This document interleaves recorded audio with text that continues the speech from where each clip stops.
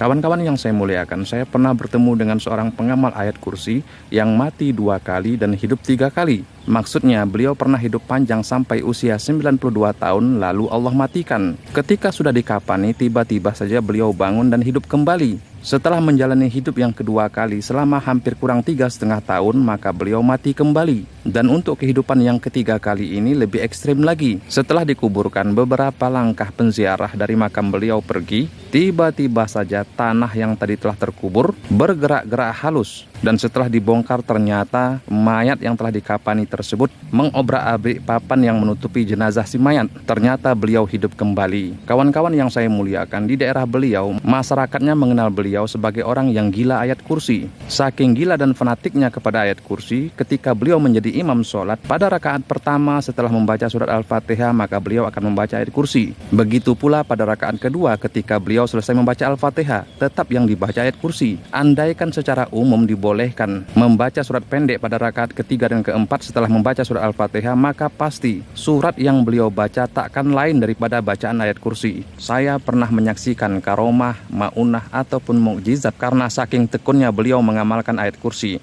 Tapi saya rasa tak elok jika kelebihan-kelebihan itu saya utarakan di sini. Tetapi beliau pernah berkata kepada saya akan kasih tahu kamu cara membaca ayat kursi. Tapi selama saya masih hidup, cara ini jangan pernah engkau katakan kepada siapapun, kecuali nanti setelah mati. Kata beliau, membaca ayat kursi itu tak perlu sampai ribuan kali. Cukup 1 kali saja, maka bacanya sudah sama seperti membaca 1000 kali. Penyebabnya apa itu tuh? Saya bilang begitu. Ketika ayat kursi itu diturunkan, ada sekitar 70.000 malaikat yang turun juga ke muka bumi. Dan 70.000 malaikat itu pula lah yang nanti akan membawa ayat kursi balik kepada tuannya, yaitu Allah Ta'ala ketika kiamat telah tiba. Nah, jika ada seseorang yang membaca ayat kursi tahu cara yang sebenarnya, sekali dia baca, maka 70.000 malaikat yang menempati ayat kursi itu juga akan ikut membaca. Asal ketika membacanya, napas di lubang hidung kanan lebih laju atau lebih kuat daripada napas di lubang hidung sebelah kiri. Lalu saya timpali bagaimana tuh jika seandainya dua-dua napas tengah kuat, yaitu napas kanan dan napas kiri sama-sama laju atau sama-sama kuat, apakah boleh membaca ayat kursi? Beliau bilang itu tidak akan mungkin, sebab Allah yang memasukkan napas ke lubang hidung manusia itu 1, sedangkan lubang hidung ada 2. Takkan mungkin kedua-duanya bisa sama-sama laju, sedangkan yang memasukkannya Allah yang 1.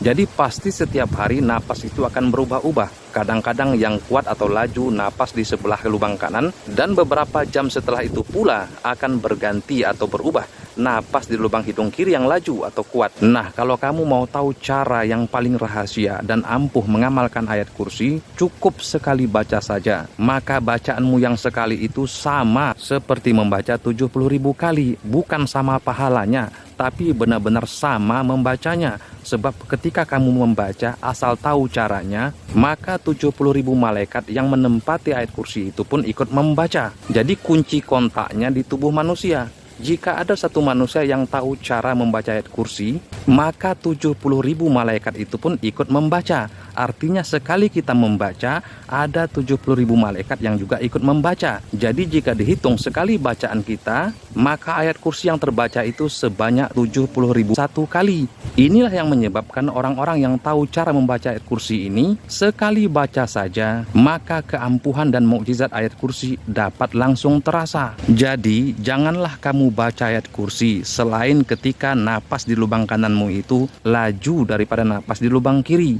Pernah juga saya tanya, apa akibatnya jika kebetulan tanpa sadar ataupun sengaja saya membaca ayat kursi ketika napas kiri lebih laju atau lebih kuat daripada napas kanan? Kata beliau, napas kiri itu sesungguhnya tanda bahwa tubuhmu itu lemah, batinmu itu kecut, pikiranmu kacau. Sedangkan ayat kursi itu adalah ayat yang agung atau ayat yang berat. Jika dalam keadaan batin masih lemah, pikiran kacau balau, lalu kamu mengangkat sesuatu yang berat, maka urat-urat batin dan urat-urat pikiranmu itu bisa putus. Inilah mungkin yang menyebabkan sebagian orang yang membaca ayat kursi atau mengamalkan ayat kursi bawaannya sering marah-marah, rezekinya pun sempit. Tetapi sebaliknya, ada orang yang sekali saja membaca ayat kursi, rezekinya seluas langit dan bumi, batinnya tenang, pikirannya anteng. Mungkin tanpa dia sadar, ketika dia membaca ayat kursi itu, napas kanannya yang lebih laju atau lebih kuat daripada napas kirinya. Lalu saya tanya pula, apa yang menyebabkan Datuk menyuruh saya membaca ayat kursi hanya ketika napas kanan lebih kuat atau lebih laju daripada napas kiri? Kata beliau, ketika ayat kursi itu diturunkan kepada baginda Nabi Muhammad SAW, kondisi napas baginda yang tengah laju adalah napas kanan. Jadi jika kamu ingin mengikuti sunnah Nabi, jangan hanya mengikuti sunnah kawin 4 kali saja, ikuti juga sunnah beliau ketika ayat kursi itu diturunkan, yaitu napas kanan Rasulullah lebih kuat atau lebih laju daripada napas kiri beliau. Nah, jika engkau mengikuti sunnah ini, maka fadilat, khasiat, mukjizat dari ayat kursi yang kau baca, kalaupun tidak sama dengan khasiat ayat kursi yang dibaca oleh Rasulullah, paling tidaknya 1 juta kali di bawah fadilat dan khasiat